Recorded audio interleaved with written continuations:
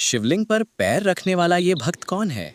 ये कहानी है आंध्र प्रदेश के श्रीकालाहस्ती की, जहाँ एक शिकारी तिन्ना ने भक्ति के सारे नियम तोड़ दिए। तिन्ना भोले भाले थे, उन्हें शास्त्रों का ध्यान नहीं था। लेकिन एक दिन जब उन्होंने जंगल में एक शिवलिंग को देखा तो उन्हें लगा कि ये उनका भगवान है और ये अकेला भूखा है। तिन्ना ने उसी पल शिव को अपना भगवान मान लिया। वो दिन भर जंगल में शिकार करते और शिकार से लौटने के बाद रात के गहरे अंधेरे में शिवलिंग के पास आते थे। तिन्ना की भक्ति अनोखी थी। वो स्वर्णमुखी नदी से मुंह में पानी भरकर लाते थे और शिवलिंग को नहलाते थे और खाने के लिए खुद शिकार करके सबसे बढ़िया मांस अर्पित करते थे। मंदिर के पुजारी सुबह सुबह आते तो देखते शिवलिंग पर मांस के टुकड़े और जूठन पड़ी है। पुजारी कन्नपा की इस अपवित्र पूजा से बहुत दुखी थे और बार बार मंदिर साफ करते थे। उन्होंने दुखी होकर भगवान से गुहार लगाई कि ये घिनौना काम कौन कर रहा है।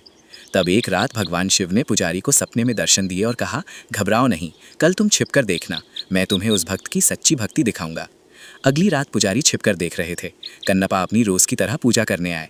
तभी शिवलिंग की दाई आंख से अचानक खून बहना शुरू हो गया। कन्नपा घबरा गए। उन्होंने जड़ी बूटियां लगाईं, लेकिन खून नहीं रुका। अंत में उस अनपढ़ भक्त को एक ही रास्ता सूझा, आंख के बदले आंख। बिना किसी दर्द या संकोच के उन्होंने अपना तीर लिया और अपनी दाई आंख निकालकर शिवलिंग की आंख पर लगा दी। चमत्कार, खून तुरंत रुक गया, लेकिन तभी शिवलिंग की बाईं आंख से भी खून बहना शुरू हो गया।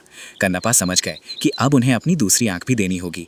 मगर उन्होंने सोचा, दूसरी आंख निकालने के बाद मैं देखूंगा कैसे कि आंख को सही जगह कहाँ लगाना है।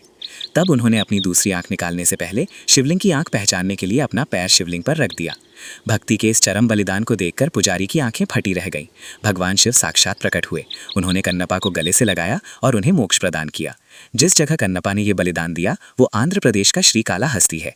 इस जगह का नाम यहाँ के 3 पुराने भक्तों पर पड़ा है, श्री यानी मकड़ी, काल यानी सांप और हस्ती यानी हाथी, जिन्होंने यहाँ स्वर्णमुखी नदी के किनारे स्थित वायुलिंगम की पूजा कर मोक्ष पाया था। कन्नपा का बलिदान जिस जगह पर हुआ वो वायुलिंगम मंदिर के बगल में है और इसे कन्नावेश्वर पर्वत कहा जाता है। यहीं कन्नपा ने अपना नेत्र अर्पित किया था। मंदिर तक पहुंचने के लिए लगभग 325 सीढ़ियां चढ़नी पड़ती हैं।